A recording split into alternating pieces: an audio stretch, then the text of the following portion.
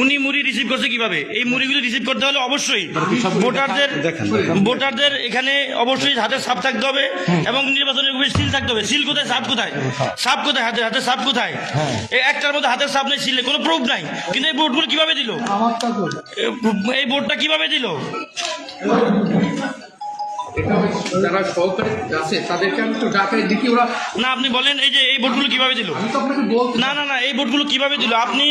আপনি কোন দলের কি এজেন্ডা নিয়ে বাস্তবায়ন আছেন আমি জানি না। এখানে দেখেন, এখানে এই যে দেখেন, এই দেখেন, এই যে 01923444 এই যে ব্যালট নাম্বার, এই ব্যালট নাম্বারে কোনো সিল নাই, এই কোনো হাতের ছাপ নাই, কোন এই যে তারপরে 45 ছাপ নাই, 46 হাতের ছাপ নাই, তারপরে 47 হাতের ছাপ নাই, তারপরে 48 হাতের ছাপ নাই, তারপরে এই যে 49 হাতের ছাপ নাই, তারপরে হচ্ছে 50 হাতের ছাপ নাই, 51 হাতের ছাপ নাই, এই 52 ছাপ নাই, এরকম 3000 ভোট, 53 ছাপ নাই, 54 ছাপ নাই, তারপরে 55 ছাপ নাই, 56 ছাপ নাই, 57 ছাপ নাই, 58 ছাপ নাই।